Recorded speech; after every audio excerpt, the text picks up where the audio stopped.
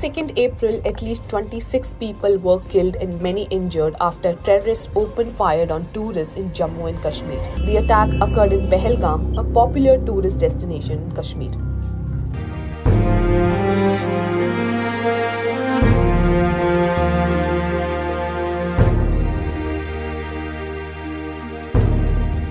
Terrorists asked for religious identity of people and shot down those who weren't Muslims. మొదట వాళ్ళ పేరు అడిగారు, తర్వాత మతం అడిగారు. వాళ్ళు ఒకవేళ ముస్లిం అని చెప్తే కల్మా చెప్పమంటున్నారు. ఒకవేళ ఆ కల్మా కూడా చెప్తే వాళ్ళు ప్రవర్తించిన తీరు అత్యంత కిరాతకంగా, జుగుప్సాకరంగా అనిపించింది. వాళ్ళ బట్టలు విప్పించి, వాళ్ళ ప్యాంట్ తీయించి సుంతీ చేసుకున్నారా లేదా అని నిర్ధారించుకున్నారు. వాళ్ళు ముస్లిమా కాదా అని చెక్ చేసుకున్న తర్వాత అత్యంత దారుణంగా, కిరాతకంగా చంపేశారు.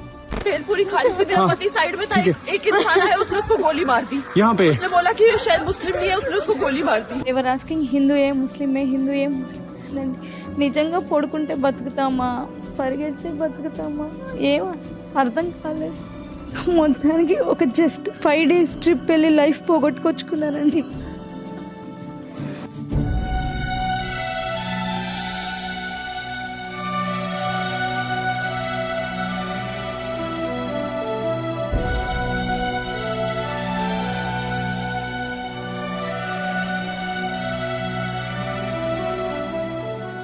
అమాయకులను టెర్రరిస్టులు ఊతకోత కోయడం అంటే చాలా దిగ్భ్రాంతికరం, చాలా బాధాకరం. గౌరవ డిప్యూటీ సీఎం శ్రీ పవన్ కళ్యాణ్ గారు, జనసేన అధ్యక్షులు వారు చాలా కలత చెందారు, ఆవేదన చెందారు. 3 రోజుల పాటు జనసేన పార్టీ తరఫున సంతాప దినాల్ని పాటించాలని ఆయన ఈ ఉదయం ప్రకటించారు. ఆ మేరకు పార్టీ కార్యాలయంలో పార్టీ పతాకాన్ని అవనతం చేశాము.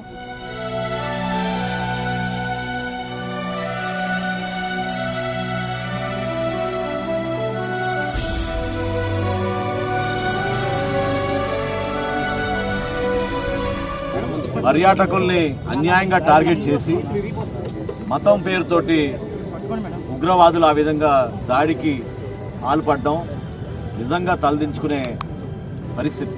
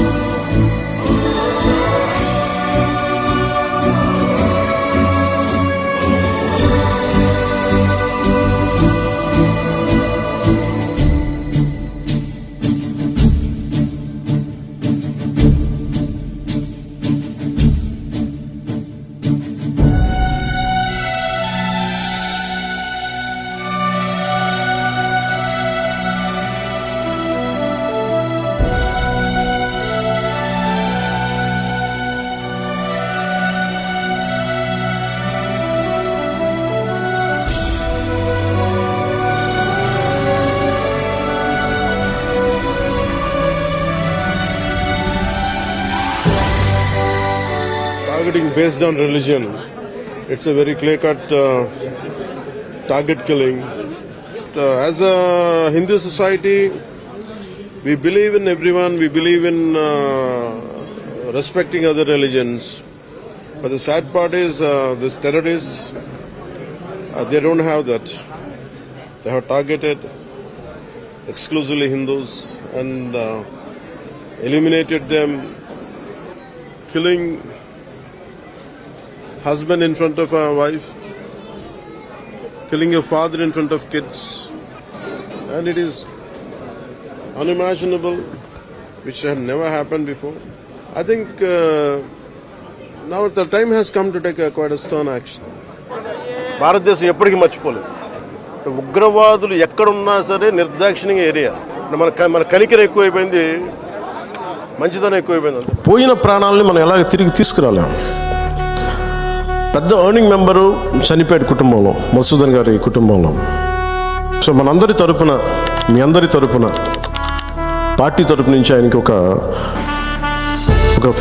50 లక్షల రూపాయలు ఆయన కుటుంబానికి అందజేస్తున్నాం.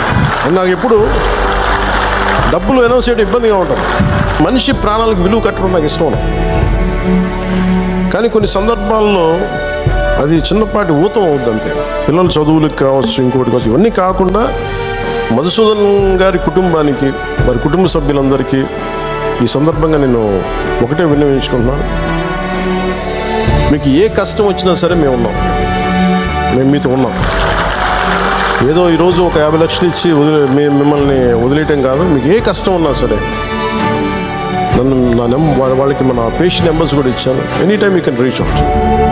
అలాగే జేఎస్పీ మెంబర్షిప్, క్రియాశీలక మెంబర్షిప్ తీసుకున్న దాంట్లో ఇంకా మన ఇచ్చే 50 కాకుండా ఇంకో 5 లక్షల రూపాయలు అదనంగా వస్తుంది. అది కూడా సిద్ధం చేస్తాం. ఇవన్నీ కాకుండా రాష్ట్ర ప్రభుత్వం నుంచి కూడా ఇంకొంచెం అదనంగా మనం ఇవ్వగలమా లేదనేది గౌరవ ముఖ్యమంత్రి శ్రీ నారా చంద్రబాబు నాయుడు గారితో కూడా ఒకసారి చర్చించి నిర్ణయం తీసుకుంటామని తెలియజేసుకుంటూ, వాళ్ళకి బుల్లెట్కి బలైన వ్యక్తులందరికీ కూడా మరోమారు జనసేన తరపు నుంచి, మనందరి తరపు నుంచి హృదయపూర్వకంగా సంతాపాన్ని తెలియజేస్తూ, మనందరి సంతాపాన్ని తెలియజేస్తూ, ప్రత్యేకించి మీ అందరికీ పేరు పేరున ధన్యవాదాలు తెలుపుకుంటూ సెలవు తీసుకుంటున్నాను. జై హింద్.